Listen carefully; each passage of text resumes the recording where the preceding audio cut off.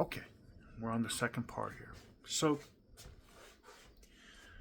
controlling the elements that will get you success against the knife.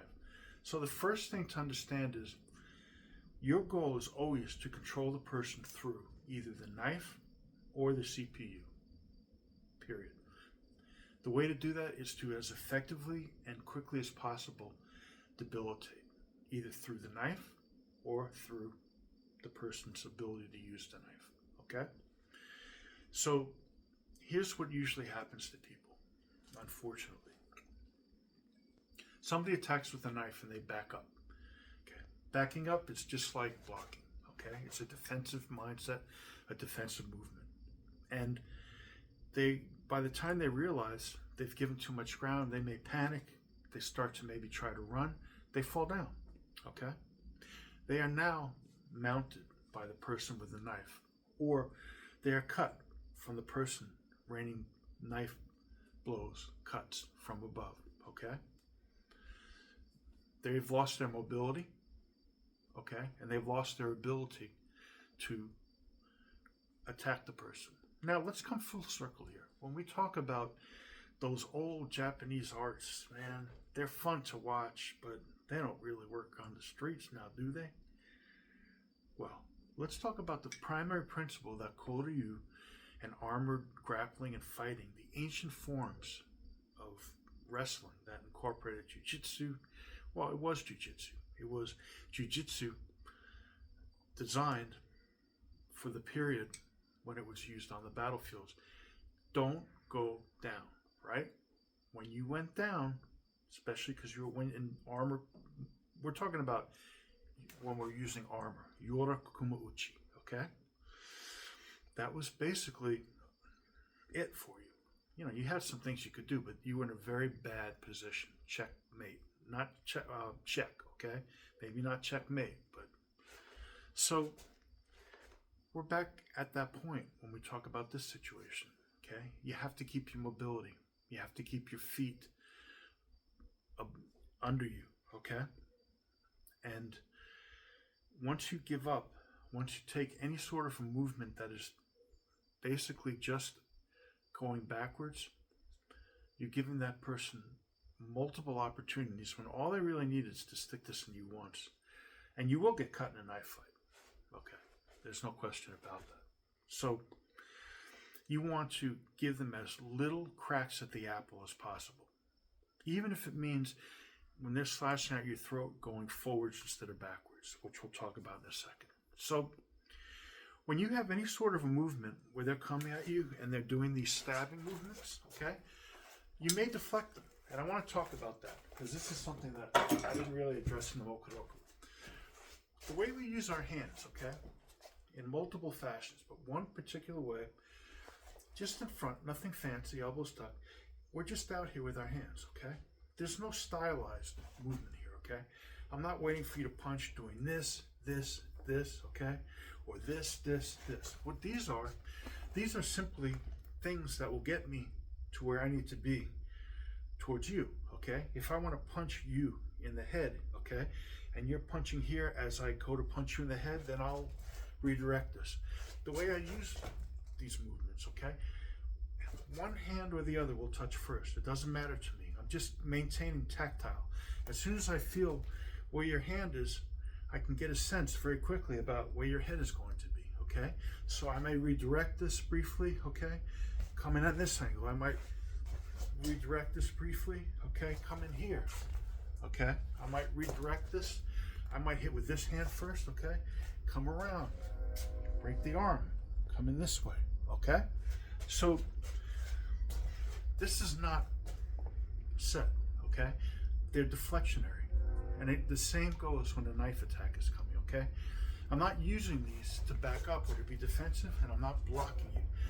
They're here to manipulate the weapon past where it's aimed to hit so I can get to you, to your center, to control you through the weapon or through your CPU, okay? Now, that's really a lot of what jiu-jitsu is, okay? People say leverage. What do they mean? It means if I'm taking this knife and I'm trying to cut you, okay? One of the things that I will do if I'm good with my jiu-jitsu is if I catch this in a deflectionary movement, okay, as I'm moving in, is I will let you cut up until basically just about where you're going to cut me, and I'll slightly redirect the weapon, okay, to a point where you now are off balanced or nullified, okay? So these are simply to aid me coming in, okay? You can see, you can do exercises like this. I'm just, my elbows here, not this, right? Elbows in here. These are simply here to help you get to where you're going, okay? Whatever hands make first, doesn't matter. Make contact first. I'm just feeling what you're doing. If I feel your hand here, I may feel something that tells me now this hand is coming, okay? And I can just cross, okay? I can cross your center line, okay? Because I felt that. I can just know. I'm not going to probably do something like this. I'm probably going to just do a smaller movement, okay? But those are deflectionary movements, okay? They aid you when you want to realign his attack in a fashion where it is past you and you are where you need to be. It's not enough to make that attack past you. It has to coincide with your ability to get where you need to be to stop him, okay? So these are deflectionary movements and they're different. They're designed to help your stability, keep your stability, okay? They're here, they're not putting out so you can get slashed on the arms, okay? They're not going like this against a knife. Your hands are here, and if something's coming down to a point where it's a committed attack, you simply can redirect. Now the second thing is, you have to think about your footwork, okay? You have to think about your distancing, okay? Remember our rhythm and timing, okay? Just arbitrarily, you may say a three-step, one three-step stride. Okay, so you don't need to see my feet. Just take it on faith here that the next thing I'm going to do is take a step which will be almost 3 feet or so. Okay? You call that one, okay? 3 feet is sword's length, okay? Now, not exactly, it's different for everybody else, but it is an approximate distance, okay? And again, distance will change. Somebody who is a trained fighter, if they're stabbing down at you, will have less reach, okay, than somebody who's just going to just come forwards, okay? Somebody who is stabbing, okay, and they're putting their weight and their head breaks their plane, okay, breaks the front plane of their knee, generates more distance on their thrust than somebody who's just doing a very quick type of thrust, okay?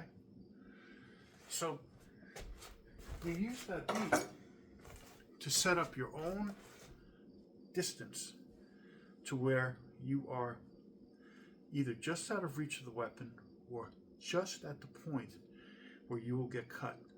The reason you do it that way is because that point where you get cut is the point where you move the least, okay, to get to him, all right? Now, you could get past his knife, good, okay? We'll get to that in a second, but yeah, that's a good thing. But when you are making your calibration, setting yourself so that you can position yourself to break him, okay? When you are just in saki, death distance, where that knife will just cut through you, then all you have to be able to do is move a little bit in and you're past it, okay? It's the most deceptive. The way you move is also important in this respect, okay? Making movements that are fluid with your footwork, okay? Instead of herky-jerky movements that give him a detection of what you're doing. So be aware of that, okay? You want to train with your footwork to be very natural, okay? Just like your hands, you're just moving and whoa, move it, okay? Move. And try not to stop every time you do something. If you avoid something, keep moving, okay? Just,